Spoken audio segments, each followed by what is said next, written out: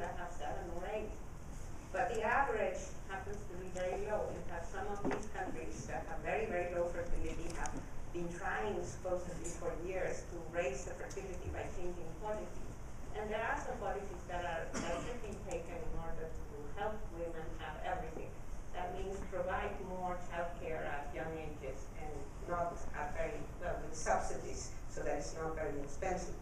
But the end of the story is that if you allow people to decide how many children they want to have for whatever reason they decide, we do see that fertility comes down, and that it's tending to come down to levels that are sustainable. And I'm very glad about the statement that Ted made, because there are many ways of reducing fertility. You can decide never to have sex. You can decide never to marry. Remember, that was what Malthus said, just postpone marriage very late, but make sure that you don't have sex outside of marriage. Some societies do that, and they have done it for centuries. There's also traditions in many old societies where there was a long postpartum period of sexual abstinence because they breastfed for long periods. That also helped reduce fertility. And so all these things have some impact. And if people make mistakes and they get pregnant, and if it's allowed and it's safe, having abortions is another possibility. The problem is that especially abortions causes the most serious ethical problem. So the solution is we're not living in a situation where there's not other options. The other options is modern contraception. So that's the option that one should promote, because that allows people to make decisions on the basis of a wide array of contraceptives. There are a lot wider array today than there was even in the 60s. There's the last one, sterilization. Many people in many countries, once they have the number of children they want, they decide they don't want to take any drugs, they don't want to take any risks, they opt for sterilization.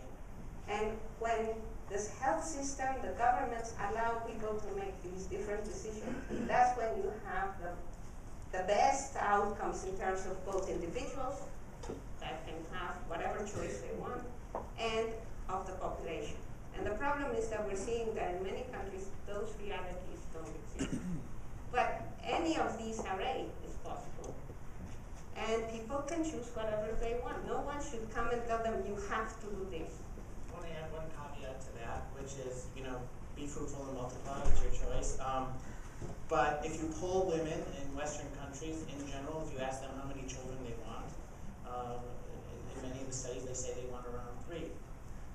But their fertility window after they've gone through education, invested in a career, had a life, it shrinks, and many have a hard time getting to 2. The childless couple is becoming, or the childless adult is becoming commonplace. In the future, a child born with no brothers and sisters or cousins or uncles and aunts will be commonplace. So, your desires for a family weigh against lots of other choices. Yes, my name is Jason Walter. I'm with the Land Trust from Central North Carolina. This is a very complex situation with many variables. And one of the variables that I'm surprised we haven't talked about is oil and peak oil. That graph